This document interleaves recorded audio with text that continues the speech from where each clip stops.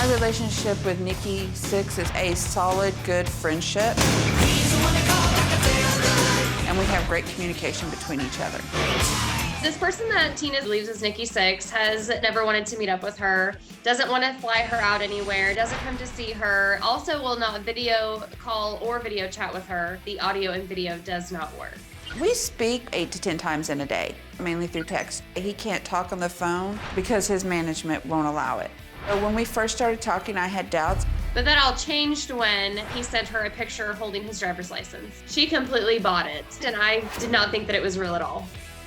One time Nikki did video chat with me. It was for a brief second. It was hard to tell what he was saying because we couldn't get the audio to work. He hung up and texted me, "Did you at least see me?" I am constantly trying to tell her that the person she's talking to is not the real Nikki Sixx. This whole situation is so incredibly absurd.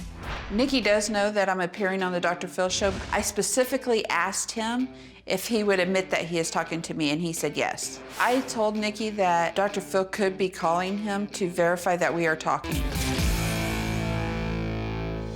But that's not all. Vivian says Tina is also being conned and catfished by an imposter posing as Bret Michaels. Yes, that's right. Tina believes that not one, but two famous rock stars are actually fighting over her. Tina claims she is not only in a committed romantic relationship with superstar Bret Michaels, they are also engaged.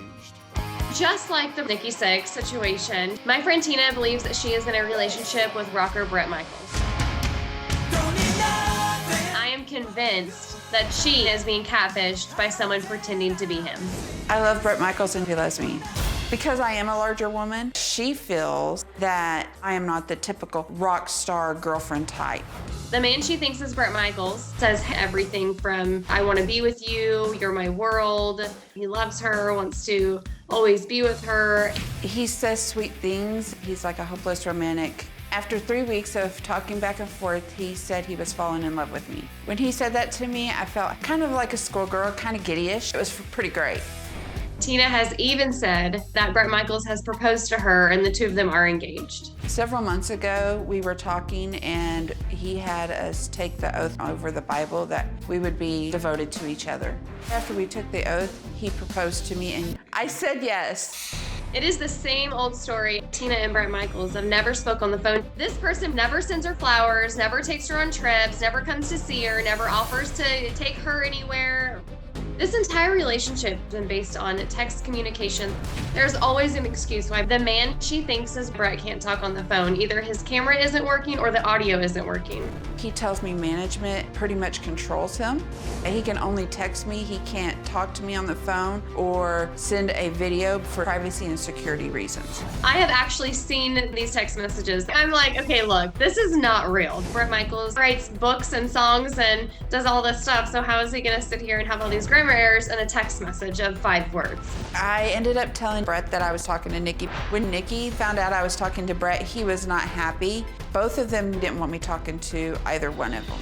I think Tina loves the attention because she thinks she has 2 celebrities fighting over her. Tina needs to understand that this person she thinks is Bret Michaels is not real and is taking full advantage of her. Well, joining us virtually is Vivian. Thanks for joining us, Tina. It's good to see you. Good to see you.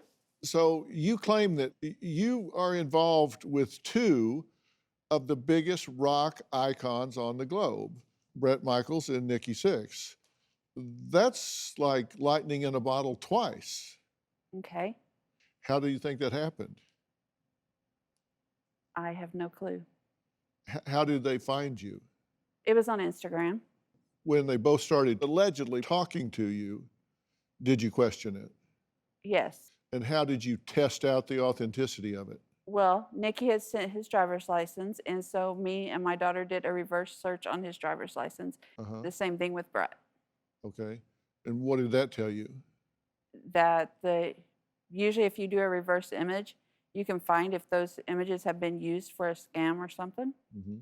Did that legitimize it for you? Yes. Okay. All right. And Vivian, what'd you think about it? I didn't think that they were real at all. I thought there were some mistakes in the printing and in the lettering. Yeah. Did you think so? No.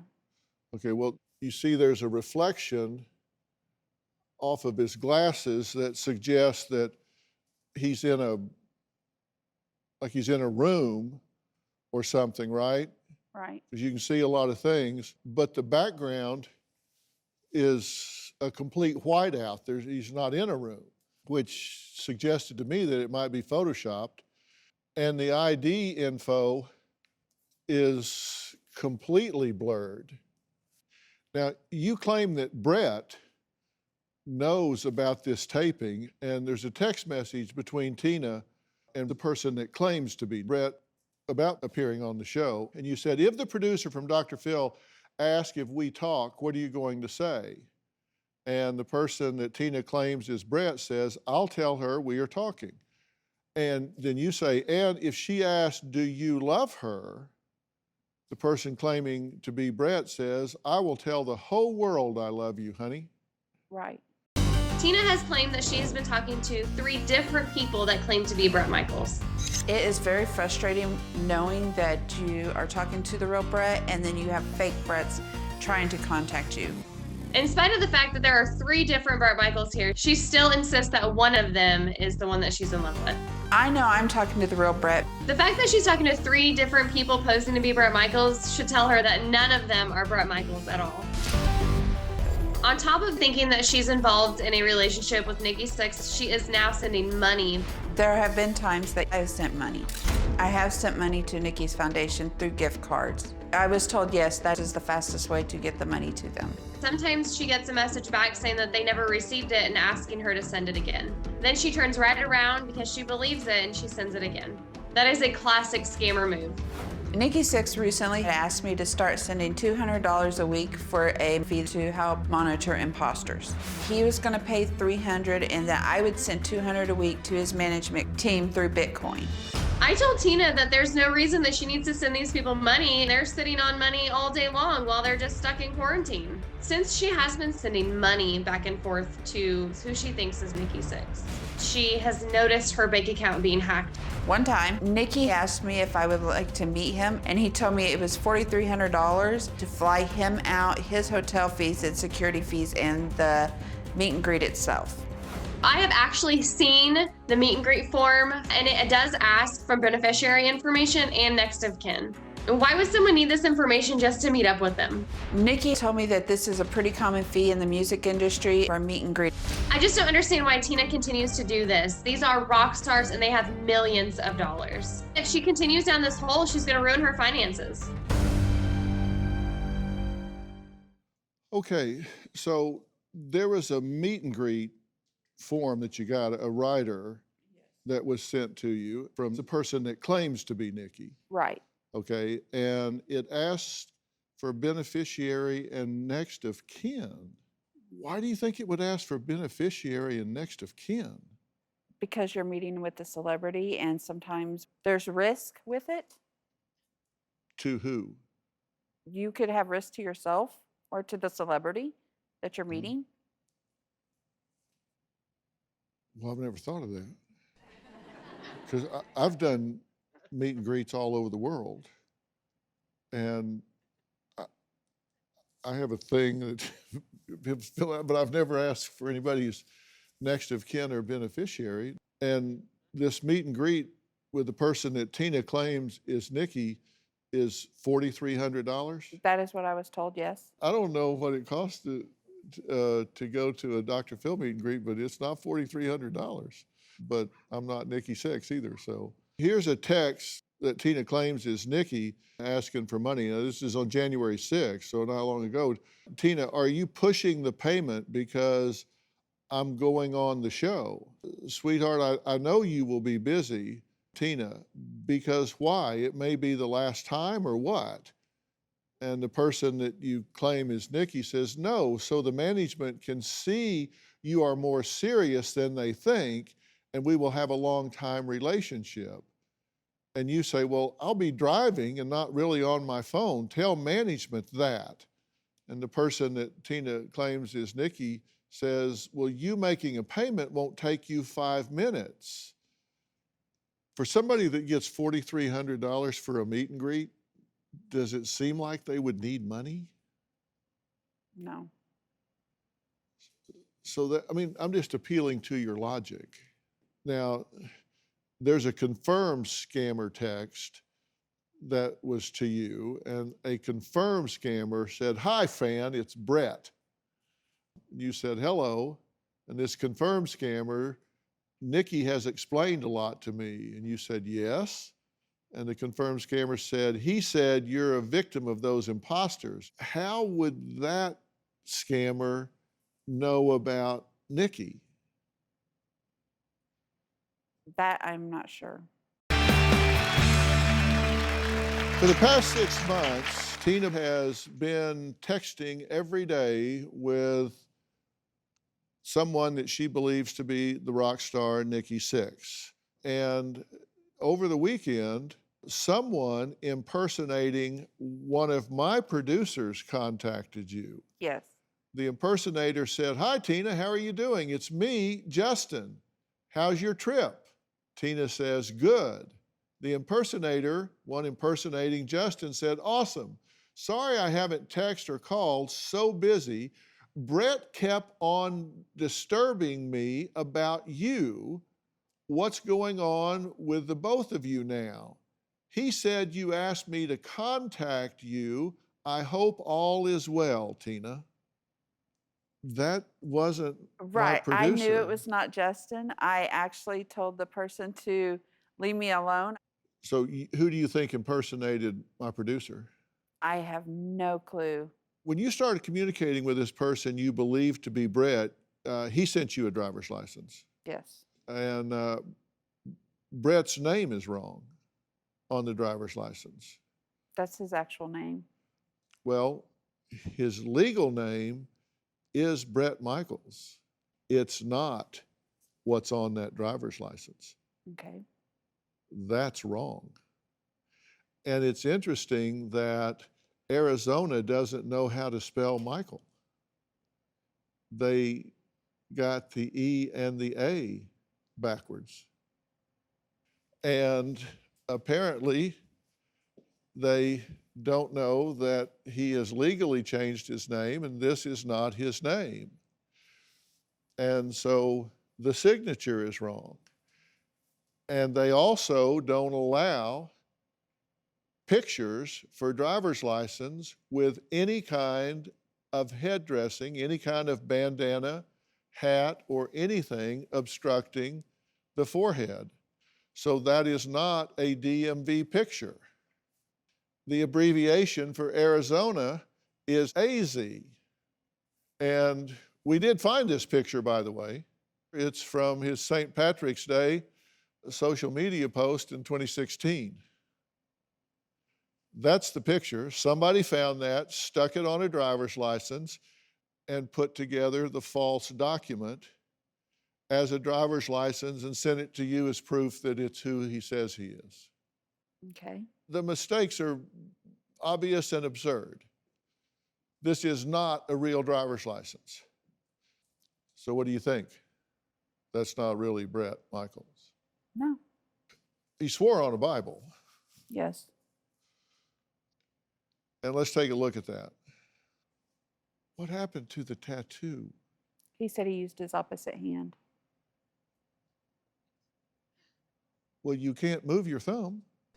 I didn't look at it that closely to see if it was the right hand or left hand. Well, if it reads left to right, like Holy Bible does, and you put your hand on it, that's your right hand. And there's a picture of his right hand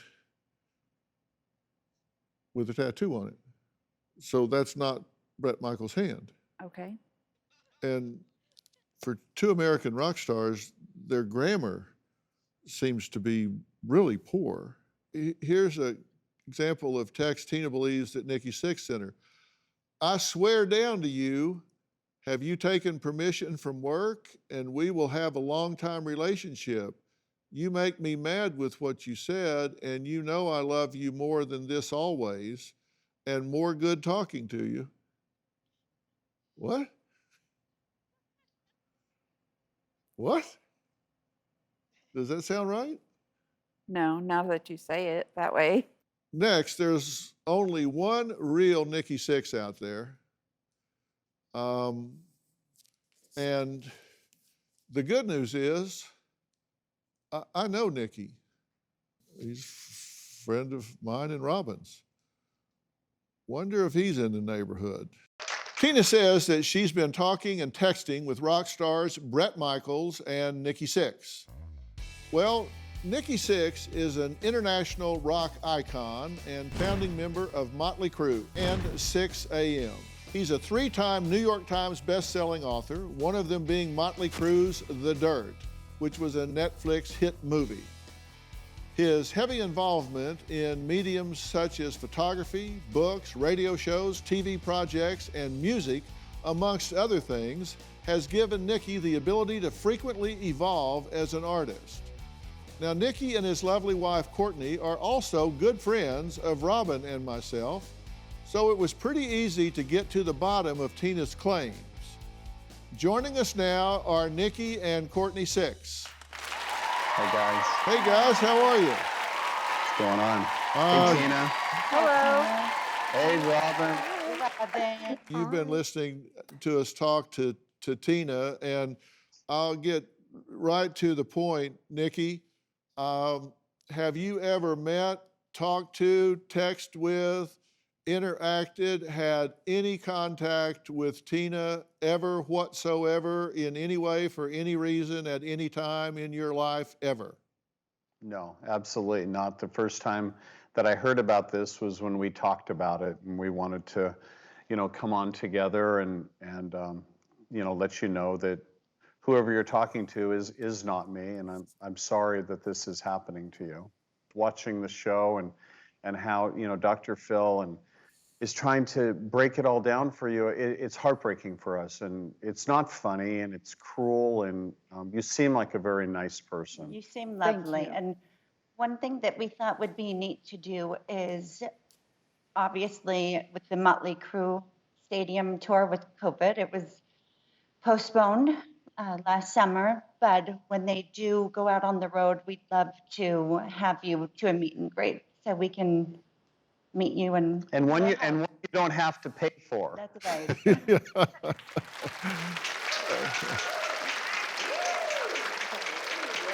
And she doesn't need to tell you her next of kin or beneficiary, right, Nikki? No, you do not. You do not.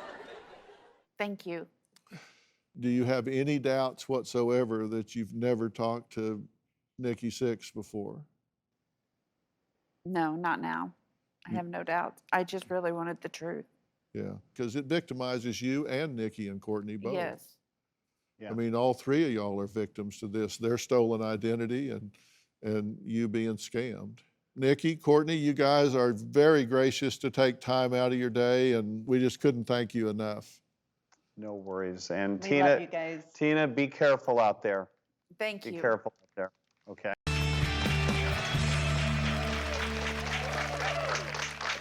Vivian says her friend and coworker Tina refuses to believe she's being scammed into thinking she is in a rock star love triangle with Bret Michaels and a really close relationship with Nikki Sixx. Now, we just talked to Nikki Sixx and his lovely wife, Courtney. Now, Bret Michaels is a rock icon selling millions of albums worldwide. He is also dedicated to keeping scammers from hurting the fans he loves. Now, when he heard about Tina's story, he jumped at the chance to make this message specifically for her. Take a look. Dr. Phil, this is Bret Michaels, the real Bret Michaels, inside my real house. And first, I want to thank you for having me on the show and handling this epidemic that is going on during the pandemic. These imposters that are going after innocent people like Tina, who is on your show right now, and other people, that they will not stop during this pandemic. People are vulnerable. I feel that people right now are isolated. There's confusion because of the pandemic, and that is the perfect time for these scumbags, scammers, con artists, and imposters to come after innocent people. So I'm just telling everyone, please be really, really aware of all these scams that are going on right now. Okay. So now you've heard from Nikki and from Bret. Is there any stone left unturned in your mind? No, Look- I was scammed, and I admit it. And I take no pleasure in telling you that because it's like losing a good friend. It's like losing a real relationship, right? And you mourn that loss. It's like breaking up with somebody that you were in a real relationship with, because to you it was real. Right. And Uh, I find myself fortunate that I have a good friend like Vivian. And maybe it was God's way of bringing me on the show to prove it to me and to bring awareness, to make other people aware. Yeah. And there are similarities. Both began communicating after a comment on social media. They sent IDs to prove their identity right away. And they couldn't speak with you because of management. They asked for money. And I'm saying that for the benefit of other people, as well as you. And the main thing is it served a purpose in your life. It filled a void, obviously met a need in you, and you need to meet that need in other ways, because you did feel good, right? Yes. It made you feel good to have this imagined, as you know now, romantic connection. You were in love with being in love. You were in love with being in love with somebody exciting and fun, and so you had a good feeling during the day sometimes, and you need to replace that with other things that make you feel good during the day. And it suggests that the bar is pretty low in your life on what you'll settle for. You deserve better than that. You're entitled to better than that. It's important that you take your power back and decide, you know what? I'm in charge of me, and I'm Right. in charge of how I feel, and I'm going to generate the feelings that I want in my life, and I don't need to depend on a relationship or anything else to have those. I'm a good person with a good heart, and that's who they prey upon. But that's what you can build on, because you're a good person with a good heart. And look around, and you can start by counting your blessings. You've got a friend that cares enough about you that went to bat for you and said, she could go on about her business and not care one way or another. She said, no, I'm not going to let my friend get hurt. I'm going to stand up and fight for my friend.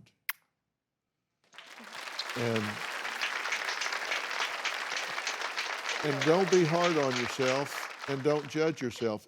If this was Vivian that had been in this, would you judge her, or would you be compassionate and support her? I would have been compassionate and support her.